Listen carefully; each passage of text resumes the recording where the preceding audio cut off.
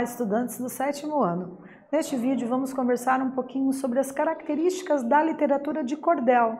Vocês já ouviram falar sobre a literatura de cordel? Então vamos aprender um pouquinho, sobre esse tipo de texto, de gênero textual literário, que faz parte aí, dos diversos textos, dos diversos gêneros textuais da nossa língua portuguesa e da nossa literatura. Eu sou a professora Rosa Helena Bueno, estou aqui ministrando as aulas para o 7º ano. Tenho aqui, fazendo a docência compartilhada comigo, o nosso colega, o intérprete que está aqui, ajudando, auxiliando na transcrição da linguagem verbal para a linguagem de sinais, para a linguagem de Libras. E parabenizo vocês todos por estarem aí assistindo as nossas videoaulas, que são sempre preparadas com muito carinho para que vocês possam aprender e se desenvolver intelectualmente. Então, meus parabéns e vamos lá começar a ver o que nós preparamos, quais são os nossos objetivos. Que consistem em ler um poema de cordel, reconhecer o efeito de sentido decorrente da escolha de uma expressão e compreender a estrutura do poema de cordel. Então vejam, o poema de cordel é um tipo de manifestação artística que tem como principais características a oralidade e a presença de elementos da nossa cultura. Sua principal função social é de informar ao mesmo tempo que diverte os leitores, Então, vejam, se trata de uma poesia, então, como toda poesia, existem alguns elementos composicionais específicos para que nós possamos considerar esse texto do gênero poesia, Então, nós temos a presença de estrofes, a presença de versos, lembrando que cada linha num poema a gente chama de verso, cada conjunto de versos nós chamamos de estrofe. Temos a presença ali da métrica, ou seja, os versos, as palavras são divididas em sílabas métricas, que é uma divisão silábica diferente da divisão silábica gramatical corriqueira, normal, Nós temos uma divisão de métricas que difere porque considera o som, a sonoridade, Então a gente tem ali que as vogais, quando a gente está fazendo a separação silábica em um verso, elas se unem. Quando uma palavra termina com uma vogal e a palavra seguinte começa com outra vogal, a gente une e conta como sendo uma única sílaba métrica, Isso a gente aprende quando estudar ali mais pormenorizadamente as metrificações.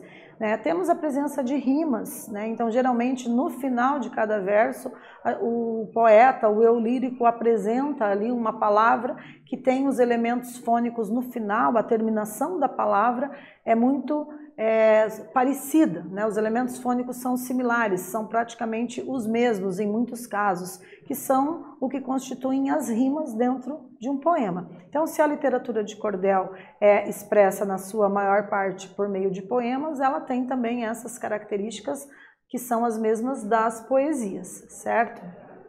A função social é informar, e também divertir os leitores. Vejam que então a gente tem aí uma função social a partir do momento que o poeta resolve escrever uma poesia. Se essa poesia vai entrar para a literatura de cordel, então ela vai abordar um fato da nossa cultura, às vezes um fato regional, às vezes um comportamento social, e às vezes está ali só mesmo para cumprir com uma finalidade de entretenimento por meio de uma certa ironia, de uma certa sátira.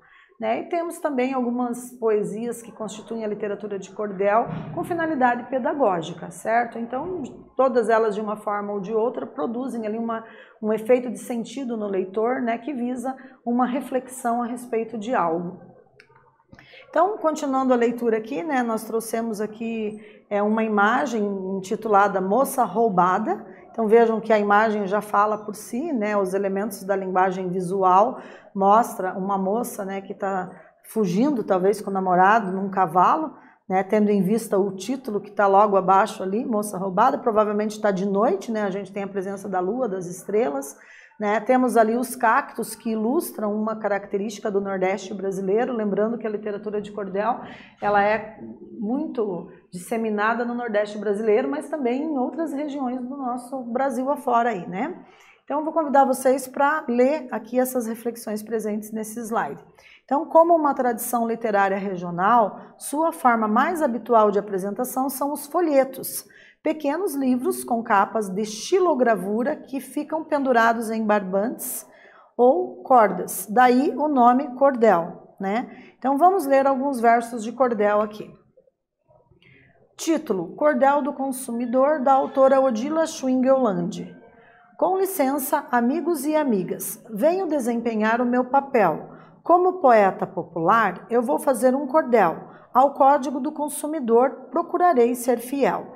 Então veja que nós temos aqui, né, uma estrofe constituída por 6 versos, como eu disse para vocês, cada linha na poesia a gente chama de verso, né, e temos aqui a presença de rima, né? Então papel rima com cordel, que rima com fiel, né? Então os elementos fônicos na terminação da palavra são idênticos, por isso que produzem esse ritmo, essa sonoridade que nós chamamos de rimas.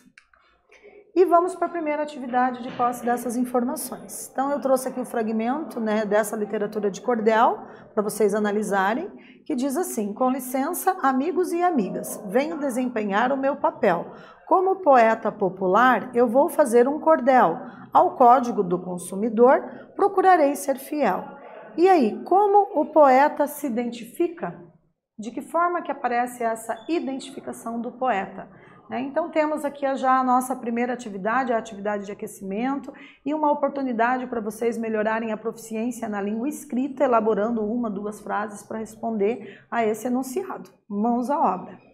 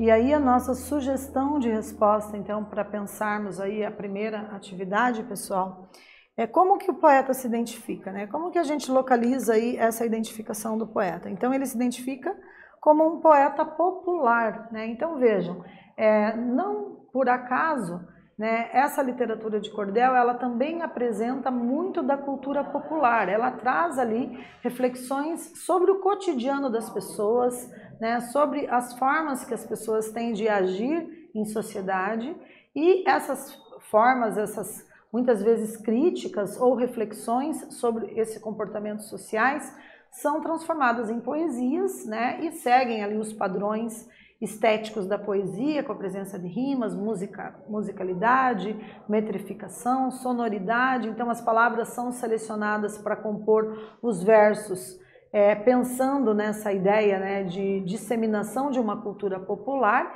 e também a linguagem que vai ser utilizada na literatura de cordel é uma linguagem que se aproxima muito mais do cotidiano das pessoas, da espontaneidade linguística.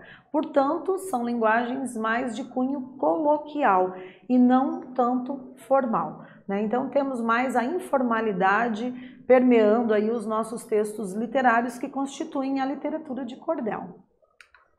Continuação da leitura, convido vocês para lerem aqui comigo. Então, continua assim: se o prestador de serviço não cumprir com a obrigação, existem os meios legais de fazer autuação, mas pega sempre o comprovante para não ficar na mão. Então, veja que temos a presença das rimas obrigação, autuação e mão. Na continuidade: não esmoreças, meu amigo, se viveres entrando em fria, lesar o consumidor no Brasil virou mania, reclamar é a maneira de exercer a cidadania. Né? Então vejam que interessante, né? Não somente a presença das rimas, né? Fria, mania, cidadania, mas essa aproximação com a linguagem coloquial, com a linguagem popular falada no dia a dia, que a gente verifica aqui nessa estrofe, né? Nessas estrofes que estamos analisando. E também o quanto que há de pedagógico. Aqui a gente tem uma literatura de cordel, né, para abordar os direitos do consumidor e esclarecer que é necessário exercer a cidadania, reivindicando os direitos caso o consumidor tenha se sentido lesado, né, ou por comprar um produto estragado, um produto que vai lhe causar um prejuízo no bolso, ou por ter contratado um serviço que não era aquele que ele de repente viu na propaganda, né, ou que o serviço não atendeu às expectativas dele por alguma razão. Então, óbvio, tem que cumprir com as obrigações de pagar as dívidas em dia, mas também tem que exercer a cidadania reivindicando direitos, né, para que não se torne aí comum, né, o consumidor ser passado a perna aí por pessoas que às vezes agem de má fé. Né? Não são todas, com certeza, é uma minoria, mas existem, e aí o Código de Defesa do Consumidor está aí para alertar com relação a isso. E a gente vê esse alerta, esse momento de reflexão, por meio de uma poesia ritmada, com sonoridade, né, com as características aí presentes nas poesias, e nesse caso, constituindo o que nós denominamos de literatura de cordel. Então, continuando a leitura. E para terminar estes versos, peço ainda atenção. O PROCON atende a todos, não fazemos distinção. Lutando por teus direitos, moralizas a nação. Então temos aqui as rimas alternadas, né? Vocês têm ali versos, todos só faz uma combinação sonora do som do S, né? E direitos, mas aí a gente tem atenção, distinção e nação, né? Sendo alternado ali as palavras terminadas em ão, a gente produz esse ritmo e essa sonoridade que faz parte das poesias, ok? Também a gente tem essa ideia, né, de que a literatura de cordel dialoga muito com o leitor, né? Então, no último verso, se a gente prestar atenção aqui no verso 6, né, moralizas a nação, ele está se direcionando ali ao leitor, né? Tu, você, leitor, moralizas a nação. Né? Percebam que o verbo moralizar, flexionado com o S no final, se refere ao tu, que seria a nossa segunda pessoa do singular. Né? Então tem ali um diálogo explícito, né, com o leitor, que é também uma característica da literatura de cordel, para aproximar o eu lírico, a voz do eu lírico, que é essa voz que fala na poesia, do leitor, e trazer o leitor para a reflexão daquilo que se propõe, né, o eu lírico. Então, os recursos utilizados em poemas de cordel com relação ao tema são diversos, né, são trabalhados a partir da subjetividade e da emoção. E quanto à linguagem, há traços de oralidade, informalidade, coloquialismos, humor, ironia e sarcasmo. Né? Então, as características dessa literatura, como eu já havia dito, constituem aí a informalidade, né, é bem marcante. A gente tem ali a presença dos coloquialismos, que são essas expressões utilizadas mais, esses ditos populares, provérbios, né, utilizadas mais no cotidiano das pessoas. Então isso é comum a gente encontrar nesse tipo de literatura, que é para atender ali a expectativa da grande massa, para que as pessoas possam ler e compreender, né, o que foi a intencionalidade do poeta ou da poetisa ao elaborar esse texto que vai entrar para a literatura de cordel, certo? Continuamos aqui com mais uma sugestão, né, de reflexão. Vejam aqui, ó.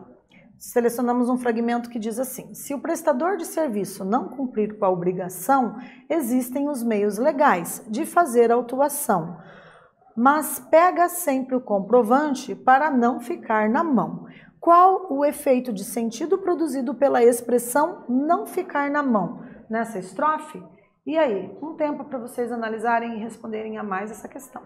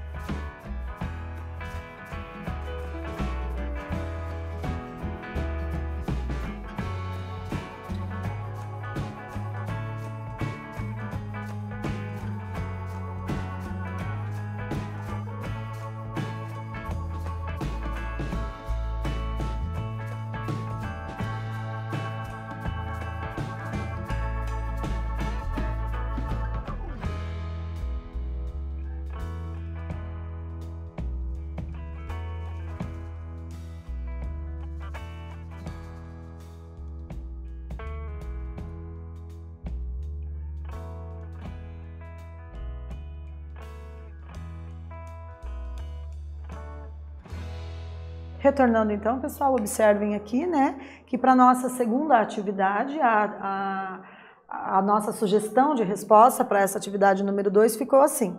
Então, qual o efeito de sentido produzido pela expressão não ficar na mão nessa estrofe? Então, a expressão não ficar na mão dá a ideia do quê? De ter a expectativa de resolver o problema frustrado por falta de um comprovante de compra. Então você fica na mão, ou seja, se você não guardou o comprovante, né, você muitas vezes não consegue fazer a troca do produto, comprovar que você comprou naquele estabelecimento comercial. Então é importante sempre guardar o comprovante. E essa expressão não ficar na mão é uma expressão de uso coloquial, né? É um coloquialismo, portanto, não é uma expressão de uso formal. E se vocês explicaram aí o que significa no entendimento de vocês esse não ficar na mão e que o sentido seja similar a essa proposta nossa de resposta, com certeza também vocês acertaram, ok? Então vejam, os recursos utilizados nos poemas de cordel, quanto à sonoridade, então, são métricas e rimas, quanto à estética, a combinação, existem as combinações que são sonoras ou rítmicas, os jogos de imagens ou de ideias, né? E vamos para a nossa terceira atividade. Então, vocês têm duas letras para responder. A letra A, qual é o recurso sonoro utilizado em boa parte do poema de cordel, considerando o fragmento selecionado aqui nesse slide. E a letra B, quantos versos há em cada estrofe, né? Então, mais um momento de treinamento aí da língua escrita. Mãos à obra.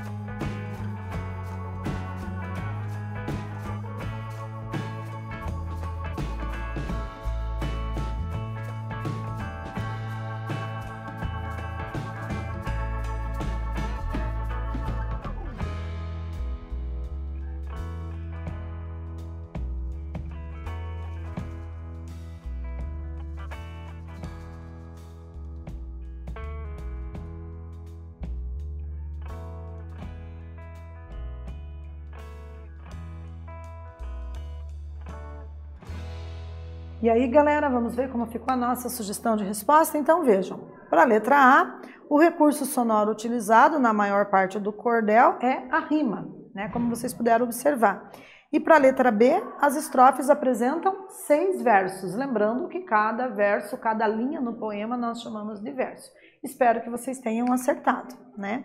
Então, observem aqui a leitura de mais algumas características, né, a respeito da literatura do cordel. Então, os folhetos de cordel medem cerca de 12 por 16 centímetros e, como são folhas dobradas, tem número de páginas sempre múltiplos de 4. Sua capa é feita em xilogravura e apresenta ilustrações que remetem ao conteúdo dos poemas.